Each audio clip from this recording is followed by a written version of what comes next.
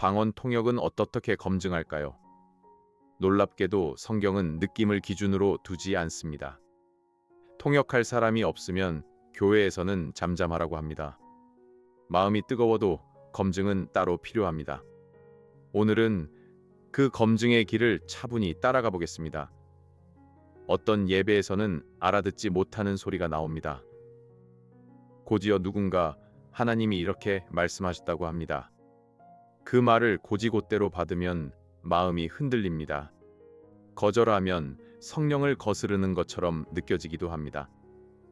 가족 단체 대화방을 누가 중요한 소식을 전했다고 올립니다. 가족은 출처를 확인하고 나서야 안심합니다. 이 비유가 예배를 다 설명하지는 못합니다. 다만 중요한 말일수록 확인이 필요하다는 뜻입니다. 고린도전서 14장은 은사를 함부로 막지 않습니다. 그러나 교회를 세우지 못하면 멈추라고 합니다. 세운다는 말은 서로를 믿음 안에서 자라게 한다는 뜻입니다. 그래서 통역은 신비한 능력이 아닙니다. 공동체가 알아듣고 분별할 수 있는 말이어야 합니다. 사도 바울은 고린도전서 14장 13절에서 권합니다.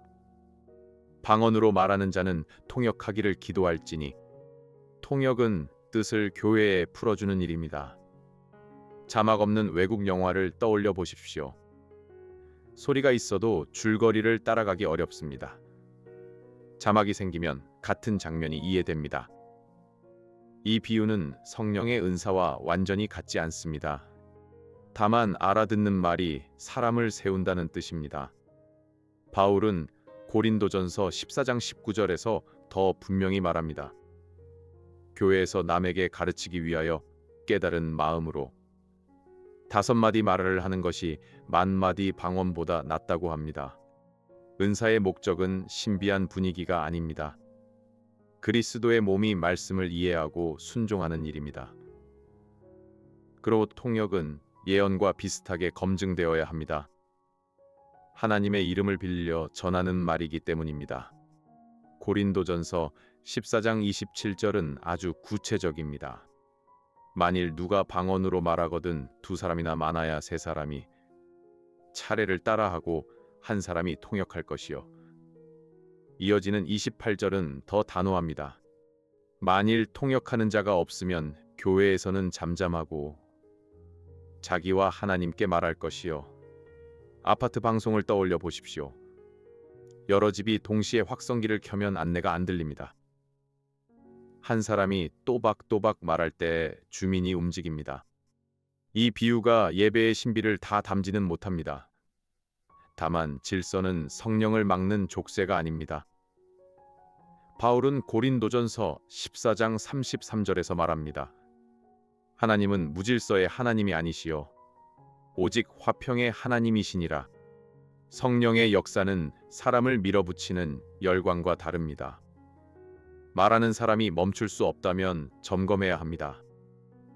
32절은 예언하는 자들의 영이 제재를 받는다고 합니다.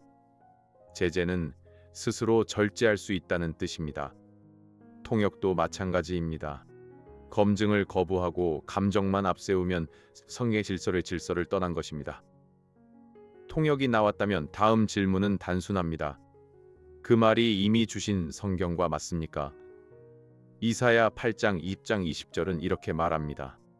마땅히 율법과 증거의 말씀을 따를지니 그들의 말하는 바가 이 말씀에 맞지 아니하면 그들 속에 빛이 없기 때문이라. 빛은 하나님이 비추신 진리라는 뜻입니다. 요한일서 4장 1절도 명령합니다. 사랑하는 자들아 영을 다 믿지 말고 영들이 하나님께 속하였나 분별하라. 분별은 차갑게 깎아내리리라는 뜻이 아닙니다. 사랑하는 마음일수록 내용을 확인하라는 뜻입니다. 약국 처방전을 떠올려 보십시오. 약 이름과 용량이 맞는지 보고 나서 먹습니다. 느낌이 좋다고 아무 약을 먹지 않습니다. 이 비유가 영적 분별과 완전히 같지는 않습니다. 진심만으로 안전을 보장하지 못함을 보여줍니다. 갈라디아서 1장 8절은 더 강합니다. 우리나 혹은 하늘로부터 온 천사라도 우리가 너희에게 전한 복음 외에 다른 복음을 전하면 저주를 받을지어다. 통역이 새 구원 방법을 말하면 즉시 거절해야 합니다. 통역이 특정 사람을 절대 권위로 높이면 위험합니다. 통역이 돈을 내고 복을 받으라고 하면 복음이 아닙니다. 예수님은 요한복음 16장 14절에서 성령을 설명하십니다. 그가 내 영광을 나타내리니 내 것을 가지고 너희에게 알리시겠음이라. 성령은 자기를 자랑하지 않으십니다. 성령은 그리스도를 크게 보이게 하십니다. 고린도전서 12장 3절도 기준을 줍니다. 성령으로 아니하고는 누구든지 예수를 주시라 할 수 없느니라. 통역의 중심이 예수님의 주 되심인지 보아야 합니다. 주 되심은 예수님이 삶의 주인이시라는 뜻입니다. 명절 가족 사진에 초점을 떠올려 보십시오. 한 사람에게만 초점이 흐리면 사진이 이상합니다. 예배의 초점도 그리스도에게 모여야 합니다. 이 비유가 성령의 인격을 다 담지는 못합니다. 다만 초점이 어디 있는지를 살피라는 뜻입니다. 16세기 제네바의 개혁자 존 칼빈이 있습니다. 그는 기독교 강요에서 은사는 세우라고 주셨다고 했습니다. 개인의 신비 체험을 자랑하라고 주신 것이 아니라고 보았습니다. 20세기 미국의 개혁주의 신학자 워필드가 있습니다. 워필드는 사도 시대의 표적 은사가 복음을 확증했다고 봤습니다. 증은 이 소식이 참되다는 도장을 찍는다는 뜻입니다. 그래서 개혁주의 다수는 계시적 방언과 그 통역을 신중히 봅니다. 계시적이라는 말은 하나님이 새 말씀을 주신다는 뜻입니다. 교회의 기초가 놓인 뒤에는 성경이 충분한 기준이 됩니다. 첫 반론은 이렇습니다. 성령의 일을 사람이 어떻게 검증하느냐는 말입니다. 그러나 검증을 명한 분이 바로 성령이십니다. 데살로니가전서 5장 21절은 범사에 헤아려 좋은 것을 취하라고 합니다. 헤아린다는 말은 저울에 달아본다는 뜻입니다. 두 번째 반론은 사적 기도와 공적 선포를 섞는 입니다. 통역이 없으면 자기와 하나님께 말하라고 했습니다. 공적 예배의 말은 공동체가 알아들어야 합니다. 개인 기도의 탄식과 예배의 선포는 자리가 다릅니다. 세 번째 반론은 통역이 틀려도 연습이면 된다는 말입니다. 그러나 하나님의 이름을 빌려하면 책임이 따릅니다. 신명기 18장 22절은 분명히 말합니다.